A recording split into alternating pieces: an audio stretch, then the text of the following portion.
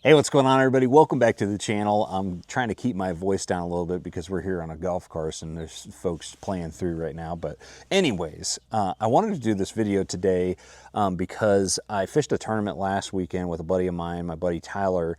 It was a little benefit tournament on Watts Bar, and I got reminded, every time, I go to maybe a small event or something like that, I don't think through all of the patterns that we could possibly face. For like an open and stuff like that, I spend a lot of time thinking about it, right? So usually I kind of even write down some of the things that could possibly be going on, like bluegill spawn or mayfly hatch or stuff like that. And a shad spawn is one of those things that you need to be thinking about this time of year. And I didn't really fully expect it. I thought it was a little bit early, for the shad spawn. Usually it happens like right after the bass spawn or at the tail end of the bass spawn. But Tyler and I went out there and immediately started realizing that the shad spawn was a really big pattern on Watts Bar last Saturday. And so I wanted to do a real quick video on it because the shad spawn is probably one of the best scenarios in bass fishing for getting right in a hurry. It's insane how good that fishing can be, how that bite can be, because I mean, fish are just feeding up on those spawning shad, because shad are letting their guard down to go through this spawning process, right?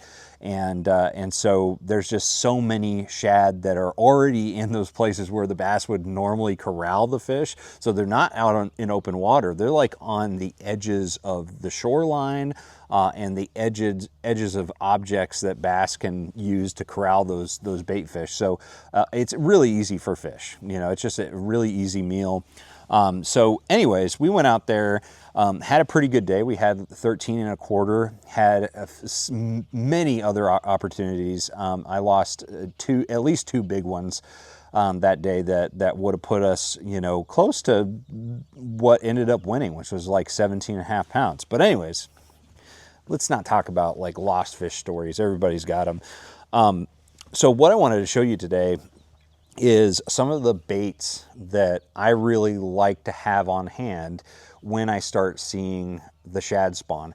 And for those of you that don't really know what the shad spawn looks like, essentially what happens this time of year, again, usually it's right at the tail end of the spawn. It can happen like it did last week in the middle of the bass spawn. There's oftentimes you will have both of those going on, but usually it's like when the water temps are in the kind of high 60s, so 66, 68 degrees.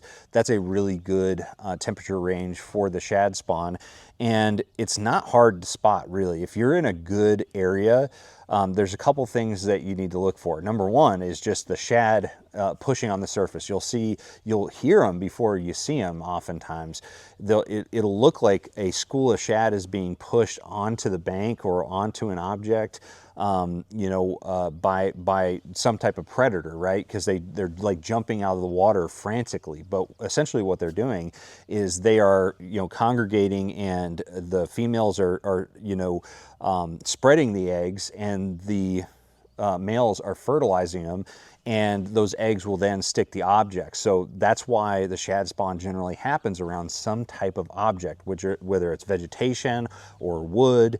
Wood is a really good type of cover that the shad really like to relate to during the spawn, because the eggs really stick well to it. But I've been around plenty of shad spawns around vegetation too. Undercut banks, really good, that have like overhanging brush or things like that. Docks, weed edges, especially hard type of weeds like gator vine and stuff like that. All those are going to play a big role. Another thing that you might notice is you're going to start noticing, if you're using like reaction baits like spinner baits or swim jigs or swim baits or something like that, you'll start to notice when you reel that bait in, you'll look down and all of a sudden there'll be like 5 or 6 shad following that bait. And that is a good sign that there's a shad spawn going on. So they essentially think that that's a female shad, and they're following that shad, that what they think is a shad, but it's your bait. So if you start seeing shad either hitting your bait or following your bait, that is just a absolute telltale sign that you've got a shad spawn going on. All right, so as far as the baits that I like to throw, this last weekend, this is the one that I really did the majority of the damage, just because we were dealing with clearer water, and I've been becoming a really big fan of this bait. I even told Tyler, I'm like, I might stop talking about this bait. It's that good, but you know what? I've got this channel because I love sharing information. I love helping people be more successful. So I might as well just keep talking about it. But this right here is the 4.5-inch version of the Shadtron LT from Z-Man. I'm telling you, I knew that this bait was good just because it's got that revolutionary line through system. You can either use a top hook, which I like to use most of the time, or you can use a treble hook on the bottom. And I knew that it was gonna swim really good, you know, before I even got it in the water, because I had used the Mulletron LT before, and that wedge tail really works well with it. But man, I'm telling you, this thing is incredible. And the main reason there's a couple of reasons why I like it. Number one, I can reel it really fast. In the shad spawn, I really do think speed is a virtue for this bite. I really do think that you need to, you know, keep your baits moving at a good clip, and maybe not like burning it, but not like slow rolling it either. I really do like to keep my baits moving pretty fast. And with this bait, it doesn't matter what speed you reel it at. It can be slow rolled or just burn back to the boat. It does not roll, which is super interesting. There's not a lot of swim baits on the market that can do that. Another reason I really love this bait, comes in two different versions. You got slow fall and you've got the fast fall. You know, that's not necessarily one of my favorite parts about it. It is a really good aspect of this bait. I do like the fast fall one just because I'm impatient and I like to reel it fast. But the main reason is because this thing will come through cover like crazy with that top hook. Because it doesn't roll, when it hits an object, it doesn't roll on its side like this. It's such a wide body that when it hits something, it really can't go past that. And so the hook hardly ever will actually make contact with a tree limb or whatever you're throwing it in. So it comes through like it's a weedless swim bait. I'm not kidding. You got to try it to believe it. But that is really good, and it skips really good.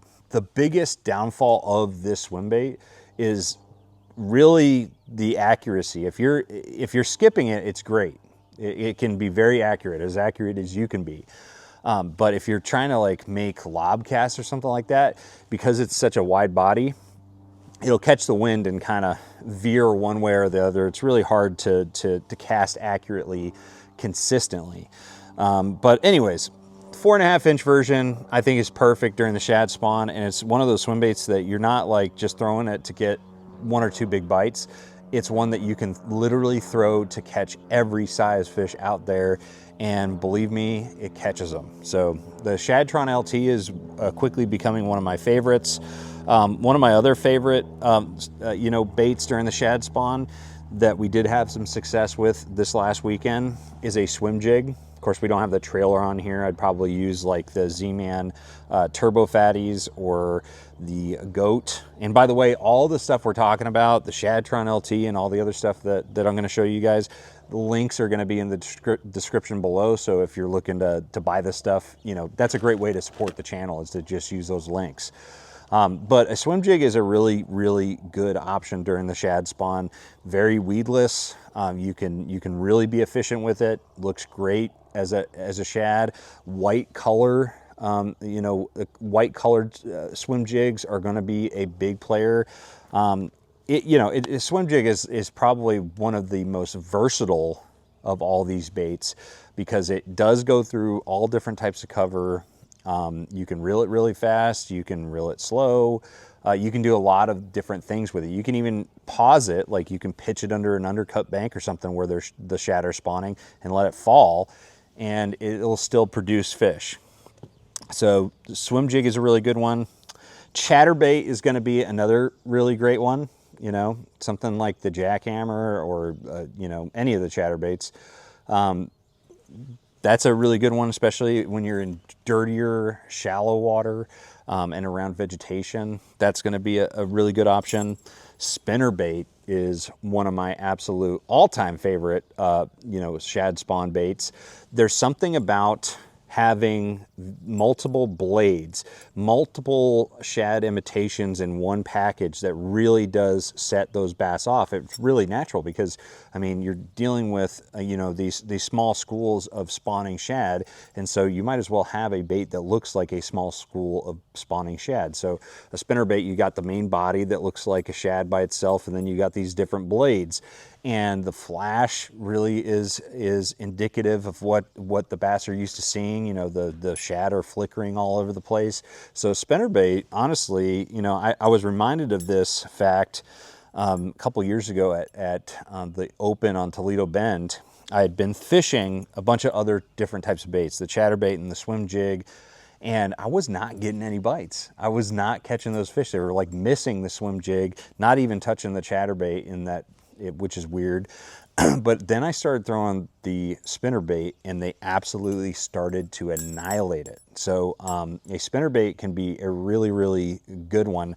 Do not overlook a spinnerbait. If you're not getting bit on any of the other stuff, this may be what you need to get those fish to strike, because it's more than just a single bait fish profile. It's a multiple bait fish profile, which I think is really important. Another bait that's really good, you know, shallow diving crankbait. If the shad are spawning on riprap banks, that's pretty much the scenario I'd be throwing the shallow diving crankbait. This one right here is the Bill Lewis. Forget what they exactly call it, but I use this one and some other square bills like the KVD 1.5 from Strike King. All those will work really well. Pretty much all the square bill crankbaits are going to be somewhat successful. The last one I want to show you is really not one that you would think would be a great shad spawn bait, but again, at Rayburn, the second day of the tournament, I caught, and even the first day of the tournament, I caught a 7-pounder the first day of the tournament, and then the next day I crushed them on a poppin' frog. A poppin' frog in a shad pattern is a really good shad, you know, imitation that people overlook. Most of the time, people are using frogs to imitate frogs or bluegill, frankly.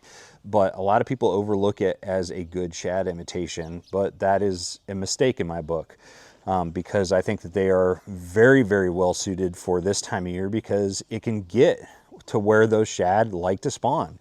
Like those undercut banks that I talked about. If you've got an undercut bank and then you've got like some brush, you know, some weeds growing down that go into the water, that is like one of the perfect scenarios for shad to spawn on that type of you know, vegetation going into the water. And you can skip this way back into the thick stuff and catch them. So if you have like overhanging trees, overhanging bushes, or lots of weeds or reeds, this is a really good bait to throw, because you can skip it.